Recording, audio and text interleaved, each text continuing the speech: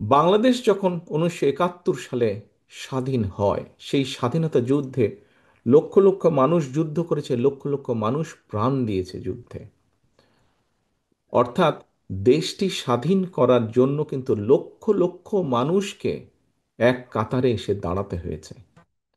আজকে আমরা দেশ গড়ার পরিকল্পনা, এই কাজটি যদি আমাদেরকে সফল করতে হয়, সারাদিন যে সকল বিষয় নিয়ে তোমরা আলোচনা করলে, এই কাজগুলোকে নিয়ে যদি আমাদের সফল করতে হয়, অর্থাৎ দেশকে যদি সামনে নিয়ে যেতে হয়, মানুষকে যদি তার অবস্থান পরিবর্তন করে ভালো অবস্থানে নিতে হয়, তাহলে আমাদের সকলকে কাঁধে কাঁধ মিলিয়ে কাজ করতে হবে। আমি গত 5ই আগস্টের পর থেকে, আমি গত প্রায় 1 বছরের বেশি সময় ধরে বলে আসছি যে আমাদের সামনের সময়গুলো কিন্তু খুব ভালো নয়। সামনে অনেক কঠিন সময়ে অপেক্ষা করছে আমাদের জন্য। বিভিন্নভাবে বিভিন্ন রকম ষড়যন্ত্র বিভিন্ন জায়গায় হচ্ছে।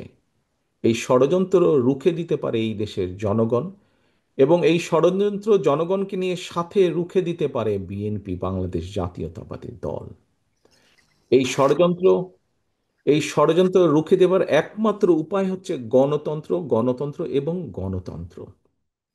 আমরা যদি গণতন্ত্রকে প্রতিষ্ঠিত করতে পারি, যে কোনো মূল্যে জনগণের মতামতকে প্রতিষ্ঠিত করতে পারি, তাহলে অবশ্যই অনেক ষড়যন্ত্রকে আমরা রুখে দিতে পারবো। কিন্তু ষড়যন্ত্রকে রুখে দিতে পারলেও তারপরেও কিন্তু সামনে অনেক কঠিন সময়। একটু আগেই আমি বলেছি, এবং তোমরা নিজেরাও জানো, তোমরা আজকে ছাত্র দলের প্রতিনিধি হিসাবে এখানে প্রত্যেকে উপস্থিত আছো, ছাত্র হিসাবে তোমাদের নিজেদের ধারণা আছে। প্রত্যেকটি ক্ষেত্রে একটি অরাজকতা বিরাজ করছে। কাজে আমরা এখানে আজকে অর্থনীতি নিয়ে আলাপ করেছি। আমরা এখানে তরুণ যে সমাজ, কয়েকজন তোমরা প্রশ্ন করেছে, তরুণ যে সমাজ, তাদের সামনে সবচেয়ে বড় যেই সমস্যাটি, তাদের কর্মসংস্থানের বিষয়, এই কর্মসংস্থানের বিষয় নিয়ে আমরা আজকে এখানে আলাপ করেছি। আমরা দেশের মানুষের স্বাস্থ্য নিয়ে এখানে আলোচনা করেছি।